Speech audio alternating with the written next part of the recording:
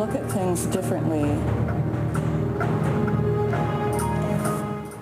Imagine living with a condition that impairs your ability to communicate and interact with others. Now, imagine not wanting to be cured. The people you're about to meet struggle with autism, but they see it as a difference, not a disorder. And what they'll share about themselves will challenge you to think differently, not only about them, but also about what makes us human. Here's an encore presentation of Positively Autistic. In 1943, psychologist Leo Kanner used the word autism to describe a group of children unable to relate themselves in the ordinary way to people and situations from the beginning of life. He cited their profound aloneness, difficulty using speech to convey meaning to others, obsessive preoccupations, horror reactions to loud noises or moving objects. Since then, psychologists have come to regard autism as a spectrum of mental disorders ranging from very mild to very severe in effects. Most therapies focus on modifying behavior. Yay! Good for you! Did it? There is no cure.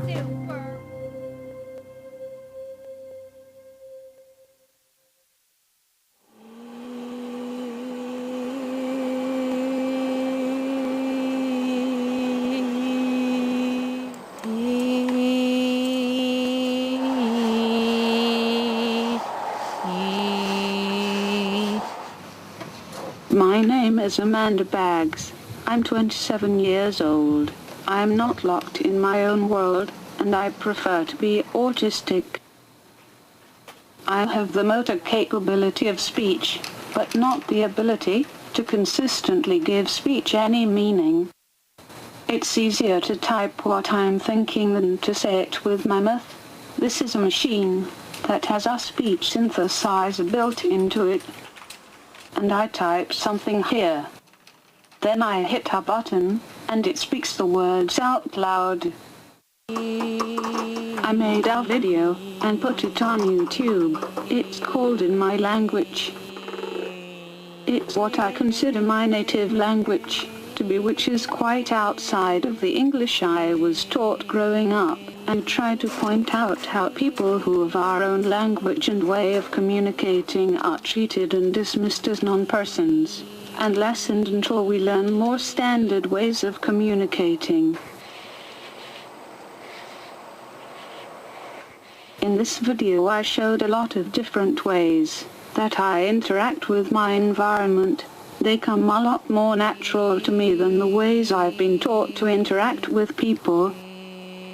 I really consider them a form of communication between me and things around me. Differences can be profound without necessarily being disorders. You know, it's only in autism where we assume that if people are very different, then they must be sick. And actually, you can find my name is Michelle Dawson. I'm an autistic researcher affiliated with Le Ramaton's research group at the University of Montreal. One way to look at autism, and it's a very common way, is you start with a typical baseline and you say, this is how people should be. And then you say, well, look, we have this group of autistic people and they're above the baseline here, they're below the baseline here, above here, below there.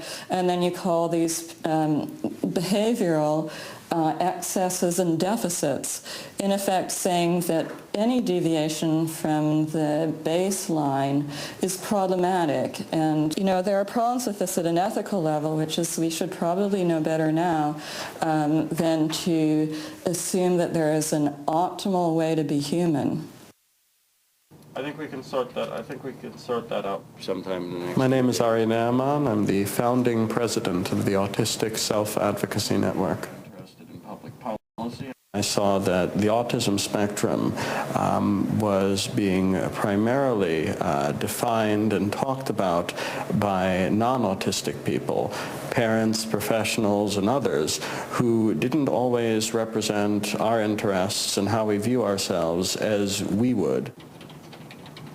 It's essential that when you talk about autism, when you research autism, when you set policy about autism, you involve autistic people in those discussions and in those deliberations. Autism is currently viewed as a disease through the medical model, something to be cured or eliminated. And that doesn't reflect how we view ourselves. That doesn't reflect our realities. What we want to see is recognition that autism is not some appendage that attaches itself to people. It is a part of who we are. It is a part of our existences. And it is not something that necessarily precludes a high quality of life. There we go. Come on in, we have a snack for you. My name is Estee Clara Wolfond. I am the mother of a wonderful 6-year-old autistic child named Adam. I am a blogger of the Joy of Autism blog, and I am the founder and the executive director of the Autism Acceptance Project. What do you say, Laura? What do you say? And my child could be considered moderate or severely affected. I've chosen not to look at it that way. Most of all, it was Adam that always changed my view, because he never fit the images of what people said he had to be like as an autistic person. He's very affectionate, he's very outgoing, he is intelligent, he's curious, he's able to learn without a particular methodology. That's the tail. I had to find out and seek out other autistic people to really begin to understand autism, because there was something in my gut that told me that this wasn't going to be a tragedy.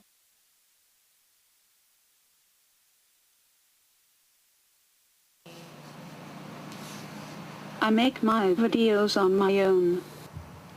I learned to do it just by doing it. Nobody taught me anything except someone showed me how to caption it. But that's all. And I take all the video, get it onto the computer, and then I use a variety of programs to convert the files, edit them into a movie, caption them, and then convert them back to something that can be used on the internet. Adam was always gravitated towards the computer, and I noticed that responding on a computer to questions was a lot easier for him than looking at my face or anybody else's face and responding. O-G O-G R he ogre. You're not an ogre. What is very overtly misunderstood is that if an autistic child does not turn their head to orient towards a sound, it's assumed that that child is unaware. It's assumed that if a child does not, often if a child does not speak, that they have no understanding of language, that they can't possibly be intelligent, and so on. Motor planning issues are an example of why it's difficult to talk. Even though you can read, you may not be able to read aloud. Let's say, happy birthday. Adam reads books and he jumps up and down, and then he used to run around and then come back and jump up. We put it on the edge of his bed and jump up and down. You think, well, what can he be reading from that? A bookworm has to be sitting in place and sitting still and looking at this. But he was reading dictionaries, he was reading encyclopedias, he's been reading all of his life. I'm somebody who has trouble taking care of herself day to day. My day-to-day situation is enormously precarious. I know enough about how autistic people are judged to know that I have a high level of what are called maladaptive behaviors. I have severe self-injury. It's a behavior that is often used to scare the public about people like me.